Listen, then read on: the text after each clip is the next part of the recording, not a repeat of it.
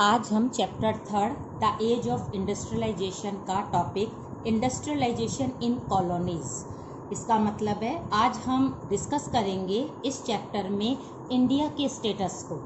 India में industrialisation यानी industry नहीं लगी, फैक्ट्री नहीं लगी और जो भी सेटअप हुआ वो किसके अंडर में रहा? ब्रिटिश जो गवर्नमेंट थी।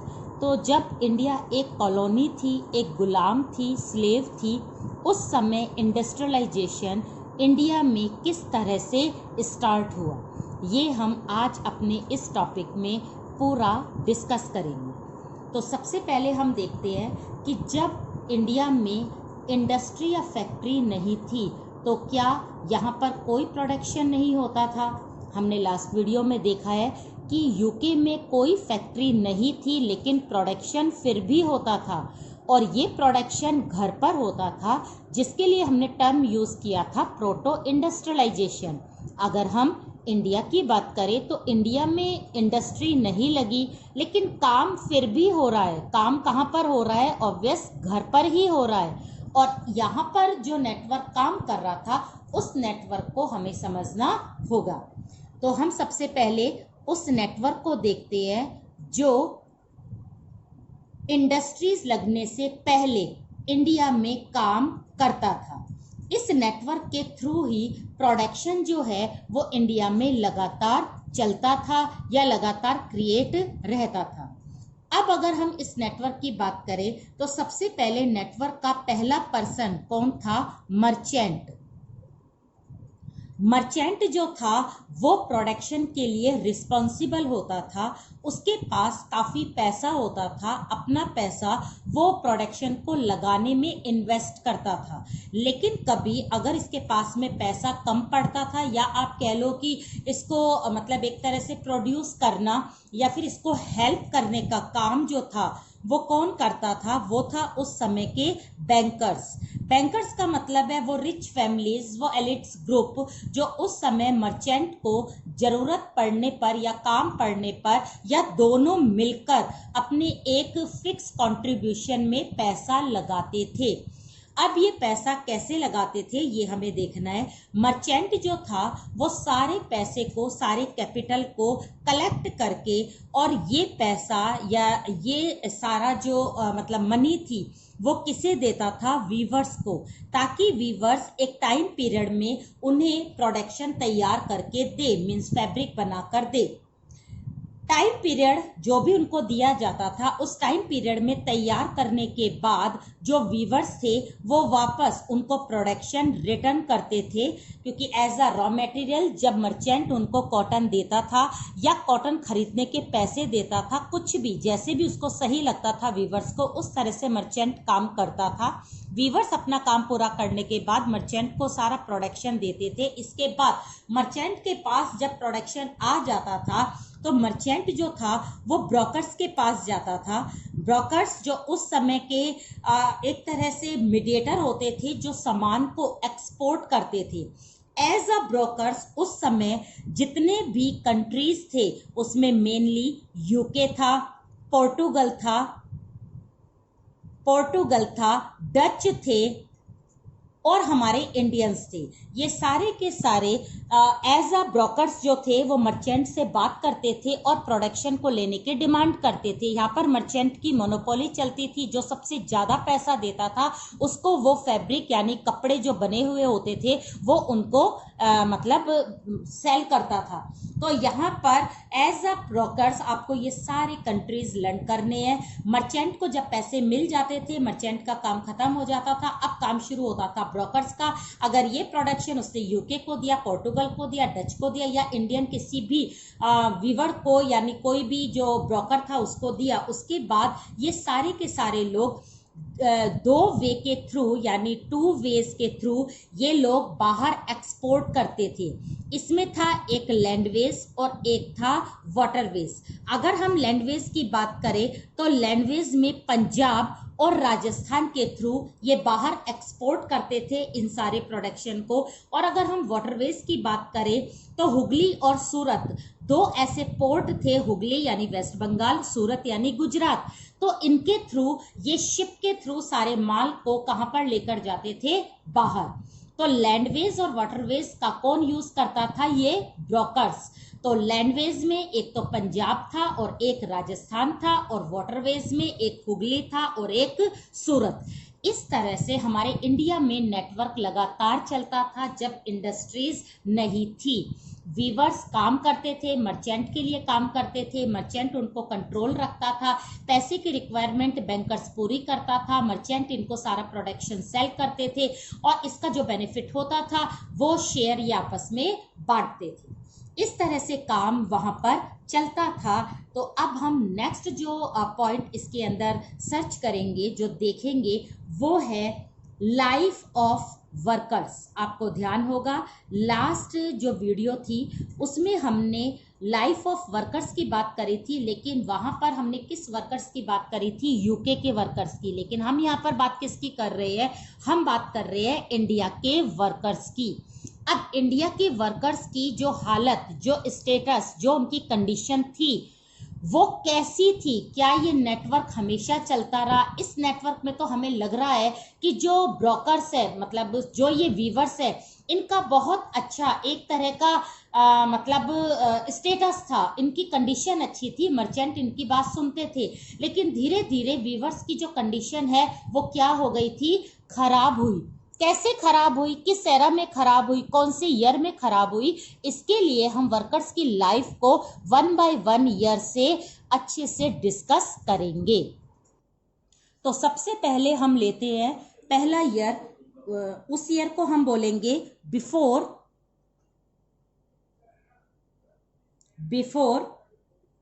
1750s। ओके, तो यहां पर हमें ईयर वाइज इस क्वेश्चन को अच्छे से देखना है, क्योंकि ईयर वाइज ही ये क्वेश्चन एग्जाम में आता है। तो आपको यहाँ पे 4 जो ईयर है वो अच्छे से लर्न करने हैं। सबसे पहले बिफोर 1750s में हमारे इंडिया के वर्कर्स का स्टेटस क्या था। सेकंड चीज हम देखते हैं वो है after 1750s and 60s। Okay, और थर्ड में अगर हम आए तो हम यहां पर देखेंगे स्टेटस इन 1860s, राइट। और लास्ट हम देखेंगे वो है स्टेटस इन 1860s, यहां पर आएगा 50s। ओके, अब हम इन चारों ईयर को लिखने के बाद आपको बड़े अच्छे से समरी के तरीके से लर्न करना है इन सारी चीजों को। जैसे अगर हम बात करें बिफोर 1750s की, तो 1750 से पहले इंडिया में ये नेटवर्क काम करता था। अब 1750 से पहले ये नेटवर्क क्यों काम करता था? क्योंकि उस समय ब्रिटिश ईस्ट इंडिया कंपनी की कोई भी मोनोपोली इंडिया में नहीं थी। यहाँ के जितने भी रूलर या जो मुगल डायनेस्टी उस समय रूल कर रही थी, उन्होंने ब्रिटिश ईस्ट इंडिया कंपनी को कोई स्पेस नहीं दिया था। इसलिए कंपनी का रूल जो था वो इंडिया में इतना ज्यादा पावरफुल नहीं था। तो ये नेटवर्क आराम से काम कर रहा था, इसलिए वीवर्स का स्टेटस क्या था? बिल्कुल सही था। सही इन द सेंस कि उनकी जो लाइफ थी वो आराम से चल रही थी, बेसिक नीड्स पूरी होती थी, मर्चेंट उनका ध्यान रखते थे, और उनका स्टेटस अगर इंक्रीज नहीं हो रहा था तो डिक्रीज भी नहीं हो रहा था। ये चीज हमें ध्यान रखनी है। तो हम इसको लर्न करने के लिए क्या ध्यान रखेंगे कि वर्कर्स का स्टेटस इंडिया में 1750 से पहले कैसा था? सही था, क्योंकि क्या काम हो रहा था? नेटवर्क के थ्रू काम चलता था। और ये नेटवर्क क्या है, ये अभी अभी हमने समझा है। अब आते हैं हम इसके बाद क्या स्टेटस हुआ। 1750s के बाद एक वॉर हुआ था ब्रिटिश ईस्ट इंडिया कंपनी का और बंगाल के जो नवाब था, जो रूलर था, सिराजुद्दौला। 1757 में वॉर ऑफ प्लासी। प्लासी का वॉर वो पहला वॉर था जिससे कि कंपनी की जो फाउंडेशन थी वो इंडिया में जम गई थी। पहली बार कंपनी ने यहाँ पर अपने पैर जमाए थे, नींव रखी थी। बंगाल को उन्होंने कैप्चर कर लिया था और बंगाल के थ्रू हमने पढ़ा था अभी वाटरवेज में जो हुगली था वो बहुत बड़ा पोर्ट था जिसके थ्रू सारे लोग अपना एक्सपोर्ट लेकर जाते थे। तो यहाँ पर बंगाल जैसे ही कंपनी के अंडर में आया, मोनोपोली किसकी स्टार्ट हो गई थी? वो स्टार्ट हो गई थी ईस्ट इंडिया कंपनी की। अब ईस्ट इंडिया कंपनी ने इस नेटवर्क को ब्रेक कर दिया। सबसे पहला काम उन्होंने आफ्टर 1750s या 60s में ये किया कि उन्होंने इस नेटवर्क को ब्रेक कर दिया। ब्रेक कैसे करा? उन्होंने मर्चेंट की जगह एक अपने पर्सन को अपॉइंट करा और उस पर्सन का या उस पोस्ट का नाम क्या था? गोमाश्ता। ओके, तो उस पर्सन का नाम गोमास्ता नहीं था। पर्सन जो अपॉइंट होता था इस पोस्ट पर, तो इस पोस्ट का नाम होता था गोमाश्ता। अब गोमाश्ता क्या करते थे? गोमाश्ता जो थे वो डायरेक्ट पैसा लेते थे कंपनी से, ठीक है। कंपनी उनको पैसा देती थी, गोमाश्ता वीवर्स को पैसा देते थे। बात को समझना। अब यहां पर मैंने बात बैंकर्स की नहीं करी है, तो अपने आप ही बैंकर्स की पोजीशन क्या हो गई? खराब हो गई, डिक्लाइन हो गई। धीरे धीरे बैंकर्स बैंकरप्ट हो गए, मींस वो दिवालिया हो गए। मर्चेंट हट गए, मर्चेंट की जगह कौन आ गए? गोमाश्ता आ गए।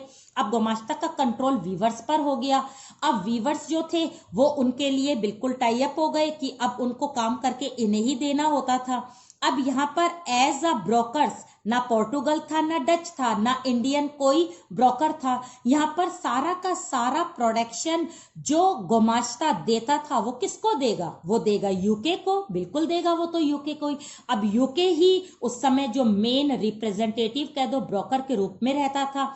डायरेक्ट वीवर्स जो थे पहले नेटवर्क के समय पोर्टुगल से भी बात करते थे, डच को भी कभी कभी अपना प्रोडक्शन दे देते थे। तो यहाँ पे मर्चेंट भी इनसे अपनी बार्गेनिंग करता था और वीवर्स भी करते थे। वीवर्स अलग से भी सामान बनाकर इनको देते थे, लेकिन गोमाश्ता के आने के बाद वीवर्स को बाउंड कर दिया गया कि वो सारा प्रोडक्शन सिर्फ और सिर्फ किसको देंगे? गोमाश्ता को देंगे।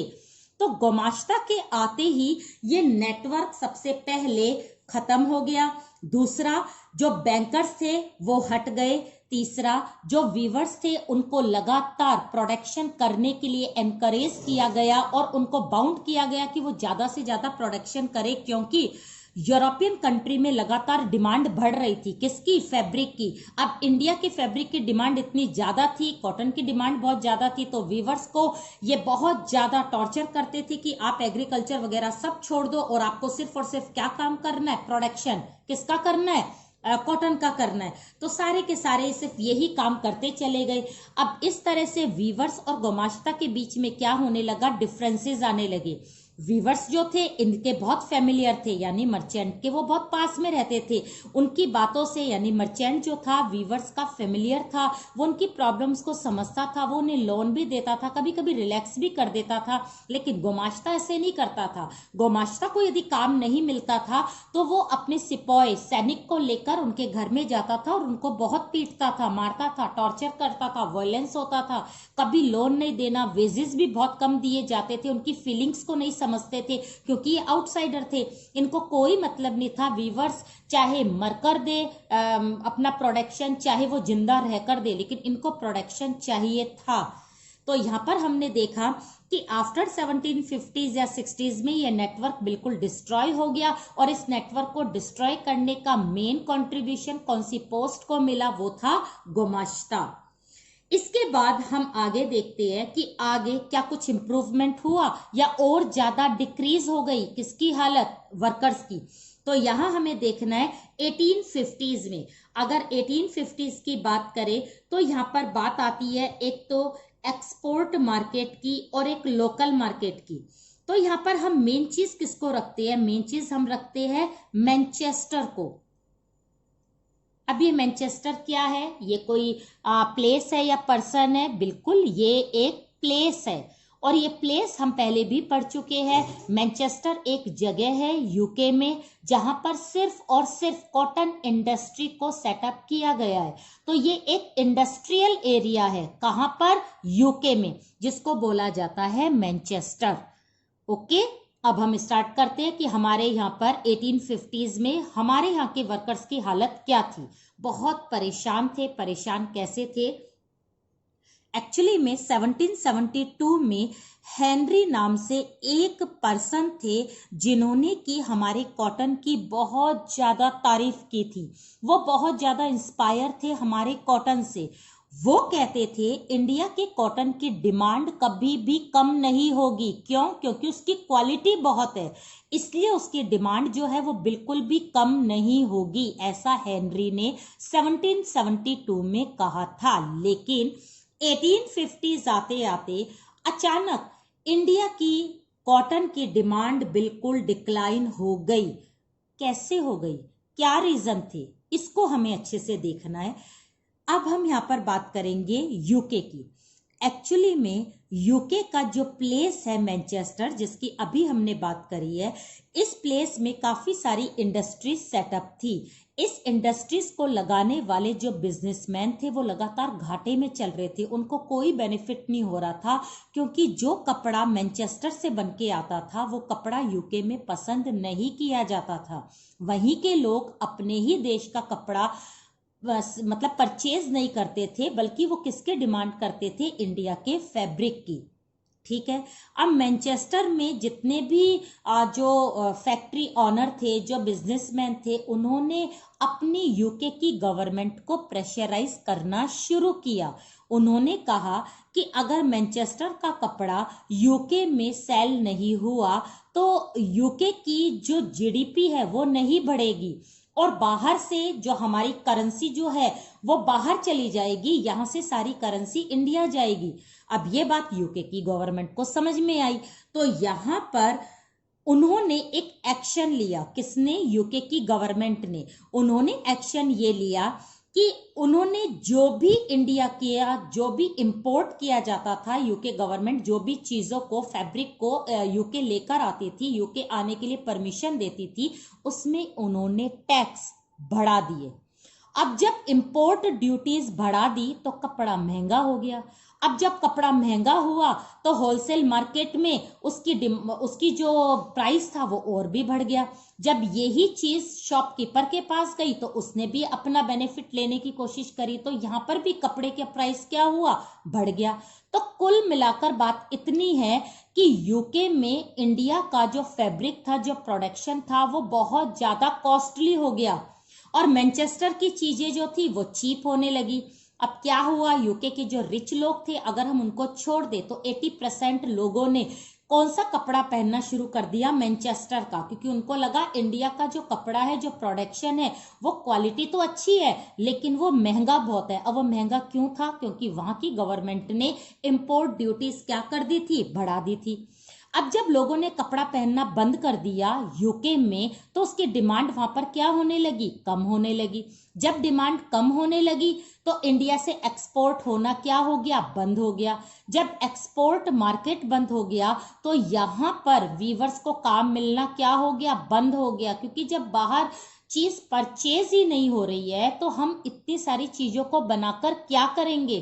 तो मैनचेस्टर का पहला इम्पैक्ट जो हमारी इंडिया पर पड़ा वो ये पड़ा कि हमारे यहाँ का एक्सपोर्ट जो मार्केट था वो क्या हो गया था? वो हो गया कोलैप्स्ड, बिल्कुल बंद हो गया। क्योंकि उन्हें पता था जो भी चीज यहाँ से बाहर जा रही है उसमें इंपोर्ट ड्यूटीज बहुत ज्यादा लग रही है और वहां के लोग हमारी चीजों को परचेज नहीं कर रहे हैं। तो इस तरह से मैनचेस्टर का पहला इम्पैक्ट ये हुआ। अब दूसरा क्या हुआ? अब इस चीज को अच्छे से समझना। यहाँ पर बिजनेसमैन ने, यानी जो मैनचेस्टर में जिनकी फैक्ट्रीज थी, उनके मालिकों ने वहां की सरकार को प्रेशराइज करके इंपोर्ट ड्यूटीज तो बढ़ा ली। अब दूसरी चीज उन्होंने क्या करा? अब उनकी इच्छा ये थी कि हमारे कपड़े को हमारी जनता तो पहन रही है, मतलब वो तो यूज कर रही है, लेकिन जो एक्सेस प्रोडक्शन है उसको हम कहीं और एक्सपोर्ट करते हैं। तो इसके लिए उन्होंने अपनी सरकार को फिर प्रेशर दिया कि क्यों नहीं हम अपने मैनचेस्टर के सामान को इंडिया में सेल करें।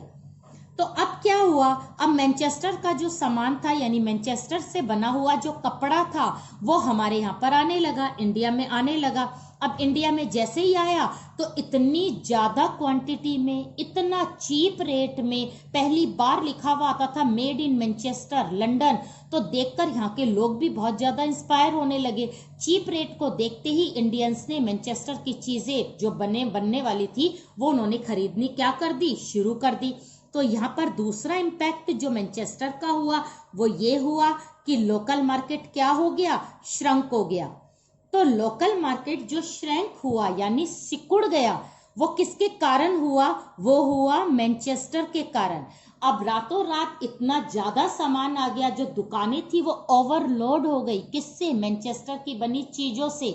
तो लोग जो है वो ज्यादा से ज्यादा मैनचेस्टर की चीजों को खरीदने लगे, क्योंकि ये चीज यानी ये कपड़ा बहुत ज्यादा सस्ता था। तो यहाँ पर हमारे व्यूवर्स की हालत और ज़्यादा खराब हो गई, ना तो उनके कपड़े बाहर जा रहे थे, ना उनके कपड़े यहाँ पर सेल हो रहे थे। तो यहाँ पर कंडीशन उनकी और ज़्यादा वर्स्ट हो गई थी, मर्सी हो गई थी। अब हम नेक्स्ट उसमें चलते हैं डिकेड में, ये है 1860s का। क्या इसमें कोई इम्प्रूवमेंट हुआ, तो हम देखते हैं इसमें इम्प्रूवमेंट जो था, होना था, वो भी नहीं हुआ। क्यों नहीं हुआ, क्योंकि पहली चीज तो ये थी कि यहाँ पर फैक्ट्रीज जो है वो लगने लगी थी। फर्स्ट टाइम 1860s में हमारे यहाँ पर फैक्ट्री लगनी शुरू हुई। अब आपको पता है पहले काम हैंडमेड होता था, अब फैक्ट्री से होने लगा, तो अपने आप ही लोग क्या हो गए, अनएम्प्लॉय हो गए। उनको उनका जो रोजगार है, जो बचा हुआ रोजगार था, वो भी क्या हो गया, छिन गया।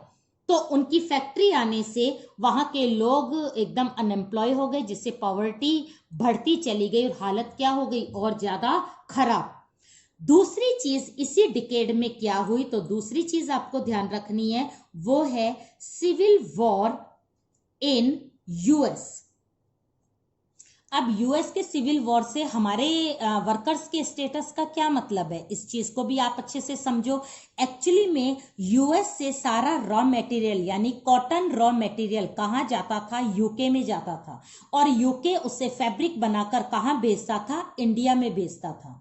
अब अचानक यूएस में सिविल वॉर हो गया, यानी यूएस के स्टेट्स के आपस में लड़ाई हो गई। यूएस उसमें इन्वॉल्व हो गया, उनको सुलझाने में, उनको सॉर्ट आउट करने में, जो भी वटएवर कुछ भी हुआ हो। इसका नेगेटिव इम्पैक्ट ये पड़ा कि उसने यूके को सप्लाई करना बंद कर दिया, क्योंकि सारा पैसा यहाँ लगने लगा और कॉटन जो था वो वहां पर ग्रो ही नहीं होता था, तो उसने यूके को देना बंद कर दिया। अब यूके क्या करे, अब ब्रिटेन को तो रॉ मटेरियल चाहिए ही था, क्योंकि उसे तो फैब्रिक बनाना था। अब यूके के सामने कौन सा ऑप्शन था, वो था इंडिया, क्योंकि इंडिया उसकी कॉलोनी थी। पहले तो इंडिया में बनी हुई चीजें आ रही थी, ठीक है, रॉ मटेरियल आता था यूएस से, लेकिन यूएस ने जैसी बंद करा, अब यूके ने देखो आप इंडिया से ही रॉ मटेरियल ले रहा है, उसी के रॉ मटेरियल यानी उसी के कॉटन से कपड़े तैयार करके वापस वो कहां पर सेल कर रहा है, इंडिया में कर रहा है। तो यहाँ पर इंडिया के वीवर्स की हालत इसलिए और ज्यादा बुरी हो गई कि पहले तो सिर्फ बने हुए कपड़े आ रहे थे, अब क्या है, वहां के वीवर्स को अपने लिए थोड़े बहुत, जो लोग कपड़े का थोड़ा बहुत काम कर रहे थे, फैब्रिक का काम कर रहे थे, उनको रॉ मटेरियल मिलता ही नहीं था, और जो मिलता था वो बहुत ज्यादा एक्सपेंसिव था, क्योंकि सारा का सारा तो यूके चला जाता था। अब थोड़े बहुत जो कॉटन बचते थे वो किनके लिए होते थे, वीवर्स के लिए, लेकिन वो इतने ज्यादा हाई प्राइस के होते थे कि हमारे वीवर्स उन्हें अफोर्ड नहीं कर पाते थे। इसलिए इंडिया में वीवर्स का स्टेटस लगातार डिक्रीज होता चला गया। तो कुल मिलाकर हमने ये 4 डिकेड देखे हैं, चारों डिकेड में आपने देखा है कि हमारे वर्कर्स का स्टेटस लगातार day by day, year by year लगातार क्या हो रहा है, खराब हो रहा है, डिक्रीज हो रहा है। लेकिन 1750s में अगर हम इसको छोड़ दें, क्योंकि यहाँ पे नेटवर्क काम कर रहा था, यहाँ पर बिल्कुल सही चल रहा था, बट आफ्टर 1750s गोमाश्ता के आने पर, मैनचेस्टर के कपड़े आने पर, या यूएस में सिविल वॉर या फैक्ट्रीज लगने के बाद हमारे इंडिया के वीवर्स का स्टेटस बिल्कुल डाउन हो गया। तो ये तो आपने डिकेड देखे। अगर हम डिकेड की बात करें तो 1750s का मतलब होता है 18th सेंचुरी, तो कभी कभी क्वेश्चन जो है वो सेंचुरी में भी आ जाएगा। 18th सेंचुरी, तो यहाँ पर ये भी 18th है, ये भी 18th है, लेकिन ये 60s है, ये 50s है, तो इसको हम बोलेंगे अर्ली, और ये बोलेंगे हम लेट 18th सेंचुरी। ध्यान रखना इस चीज को। अगर आ जाएगा describe the status of workers in late 18th century, तो इसका मतलब है एग्जामिनर पूछ रहा है कि 1760s के बाद या 50s के बाद कैसे, तो आपको ध्यान रखना है यहाँ पे क्या लिखना है, गुमाश्ता। ओके, अब ये दोनों ही 19th सेंचुरी के हैं, लेकिन इन दोनों में ही 50s पहले है 60s बाद में है, तो यहां पर हम लिखेंगे अर्ली 19th सेंचुरी, और इसमें क्या लिखेंगे हम, लेट 19th सेंचुरी। ठीक है, तो ये ध्यान रखना आप एग्जाम में, अगर आपको सेंचुरी वाइज क्वेश्चन पूछे, डिकेड वाइज क्वेश्चन पूछे, या डायरेक्ट पूछ ले गोमाश्ता और वीवर्स का क्लैशेस क्या है, मैनचेस्टर का क्या है, फैक्ट्रीज नेटवर्क अलग अलग आपसे पूछ ले तो भी आप दे सकते हो। अगर आपने उसने पर्टिकुलर पूछ लिया कि describe the status of workers in India late 19th century, तो आपके माइंड में क्लिक हो जाना चाहिए कि लेट 19th सेंचुरी का मतलब है कि ये बात कर रहा है फैक्ट्रीज और सिविल वॉर की। ओके, तो हमने आज इस वीडियो में अपना इस टॉपिक को बिल्कुल क्लियर किया है। आपको भी अच्छे से क्लियर करना है कि कॉलोनीज में यानी इंडिया में किस तरह से इंडस्ट्रियलाइजेशन का एरा स्टार्ट हुआ। उससे पहले नेटवर्क से काम हो रहा था, उसके बाद गुमाश्ता आए, फिर मैनचेस्टर आए, उसके बाद फैक्ट्रीज आई, उसी के साथ यूएस में सिविल वॉर हुआ। तो यहाँ पर हमने लाइफ ऑफ वर्कर्स के बारे में देखा है। नोट्स के लिए अपने डिस्क्रिप्शंस में जरूर जाओगे।